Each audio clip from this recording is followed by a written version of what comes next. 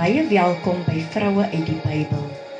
Vroue uit die Bybel is 'n reeks van plus minus 75% vroue in die Bybel wat nooit of selde van gehoor was nie, wat ook in boekvorm gekry kan word, spesiale vir vroue byeenkomste. Ek wil tog vra dat u sal subscribe. Dit sal baie help om ook ander vroue te bereik. En dit help ook dat u nie een van hierdie reekse misloop nie. Ons skrif van oordeenking is uit Genesis 16 vanaf vers 1. Hagar is 'n Hebreëse naam wat moontlik aan haar gegee is deur Abraham en Sarai.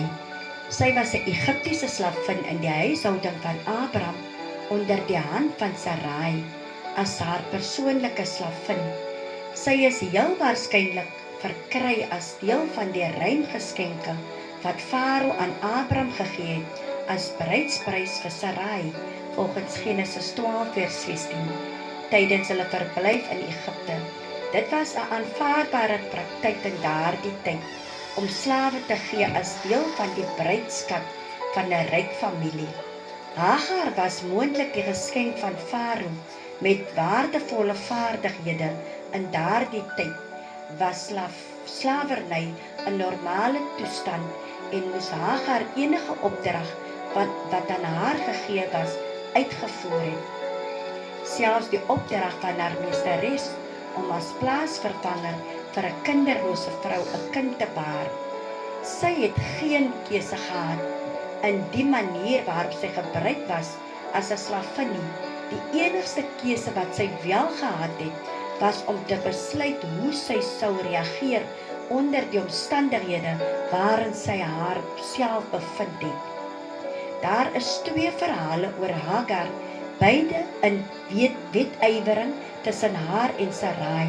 In die eerste verhaal, volgens Genesis 16 vers 1, besluit Sarai dat haar slavin die oplossing vir haar onvrugbaarheid en word Hagar aan haar man gegee, sodat sy in haar plek 'n kind moes gee.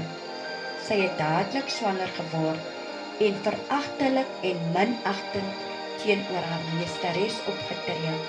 Hagar het dus gekies om haar meesteres openlik te verag, wat dan die harde behandeling wat sy van Sarai ontvang het, geregverdig het. Met Abraham se goedkeuring het Sarai met haar so hard gewerk dat sy besluit het om te vlug na die woestyn Sur, terwyl sy nog swanger was. Hagar het dus ook gekies om eerder die hasepad te vat na die woestyn as om die slegte behandeling wat sy ontvang het te verdra. Net so belangrik as wat God se verskyning aan Hagar was haar reaksie teenoor hom. God het vir haar gesê, gaan terug na jou meesteres en verneder jou onder haar hand. Ek sal jou nageslag grootliks vermeerder, sodat hulle nie vanweë die menigte getel kan word nie. Volgens Genesis 16 vers 9. Die teks sê dat sy die naam van die Here wat met haar gespreek het, U is 'n God wat sien, genoem het, en dat sy na die woord van die Here geluister het en teruggekeer het na haar meesteres. Hagar het geglo dat God sal doen soos hy gesê het. Sy het vir die volgende 17 jaar probeer om die beste te maak van die situasie. Deur al die jare het sy voortgegaan om Sarai se slavin te wees en natuurlik ook 'n ma vir Ismael. Ismael beteken God wat hoor. In die tweede plek lees ons van Hagar, terwyl sy in die huis van Abraham was, waarna Sara die geboorte gegee het aan Isak, maar ons lees dat Ismael later sy jonger broer gespot het en Sara bereik haar limiet. Ons weet ook nie of Hagar ook te blameer was hiervoor nie, maar Sara dring daarop aan dat Abraham ontslae moet raak van hierdie slavin en haar seun. Sara het gevoel dat Ismael die posisie van Isak se erfporsie as erfgenaam bedreig het en dat Abraham aangemoedig om die slavin en haar seun weg te jaag. Hierdie keer het Abraham nie met Sara saamgestem nie, want die woord was baie verkeerd in die oë van Abraham, vanweë sy seun, maar God tree in en verseker Abraham dat Sara reg het en dat Isak die erfgenaam sal wees van die verbondsbelofte. Ook vertroos die Here hom met die versekering dat Ismael ook 'n groot nageslag sal hê ter wille van Abraham, soos wat die engel van die Here aan Hagar ook beloof het die eerste keer toe die slavin in die woestyn was. Hagar is daarna saam met haar kind die volgende môre vroeg weggestuur met brood en water vir die pad.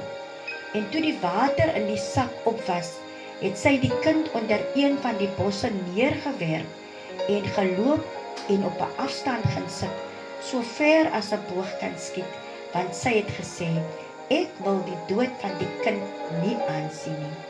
En sy het op 'n afstand gaan sit en haar stem verhef en geween. Wat interessant hier is dat die seun God aangeroep het en dat God na sy stem geluister het.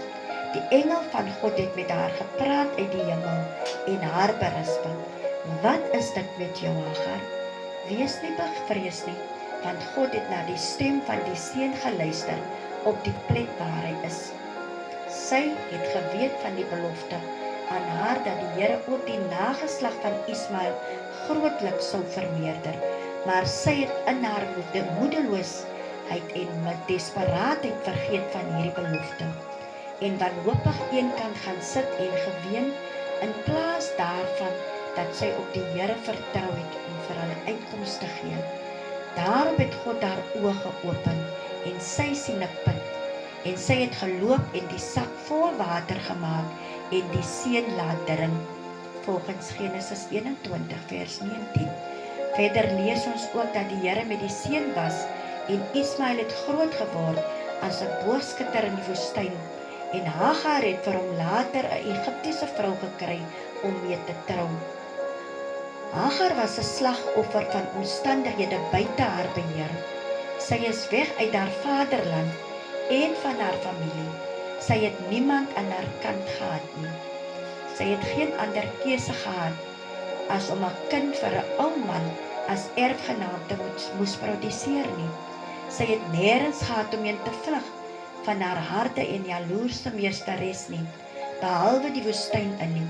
Alhoewel Hagar se houding bygedra het tot haar harde behandeling, wonder 'n mens of Hagar beter behandeling sou gekry het as 'n slavin as hy dalk deur iemand anders verkoop was, wie die Here nie geken het nie, ten spyte van al die faktore wat Hagar beroof het van die beheer van haar eie lewe, en daar was baie, het die Here reeds haar en die seun beskerm en bewaar, ter wille van Abraham en die belofte wat hy aan Hagar gemaak het, om die seun se nageslag te vermeerder.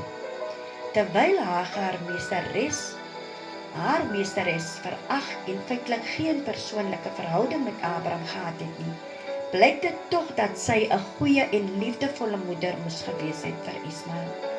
Dit is duidelik in die manier waarop sy probeer het om hom te beskerm teen die son deur hom onder een van die bosse weg te steek, en as 'n liefdevolle moeder was sy oorval met hartseer toe sy voel dat hulle dit nie gaan oorleef in die woestyn sonder water nie, en gaan sit sy eenkant en ween, sodat sy nie moet sien hoe haar kind ly en uiteindelik sterf nie. Hagar se lewe illustreer aan ons hoe onregverdig, moeilik en onaantreklik die lewe kan wees. Soos baie vroue van vandag het Hagar haarself in 'n situasie bevind waaroor sy geen beheer het nie. Maar ons kan uit haar lewe leer om gehoorsaam te wees aan God, en as hy dit van ons vra, ook onsself te verneder onder die persoon se hand wie ons onregverdig behandel. Verder moet ons hom vertrou vir die beloftes wat hy aan ons gee, soos dit in sy woord is. Uit Hagar se lewe leer ons ook, al was sy in 'n oomblik wanhoopig en ontrou gewees, God bly altyd getrou. Volgens 2 Timoteus 2 vers 13, sy het vertroosting verkry in die wete dat haar seun geseën sou word. Selfs in die donkerste tye het die Here haar nie alleen gelaat nie. Al het sy dit nie op daardie oomblik raak gesien nie. Soos Hagar sien ons ook nie altyd die oplossing raak nie. Die water was reg voor haar oë, maar sy was verblind deur haar trane van wanhoop. Hoeveel keer sien ons ook nie die water raak nie? Jesus gee die lewende water wat in ons word soos 'n fontein van water wat opspring tot in die ewige lewe. As u daarvan neem, sal u nooit weer dors word nie. Volgens Johannes 4 vers 14. Ja, selfs in die dorre woestyn van wanhoop is ons omstandighede, is die Here daar. Amen.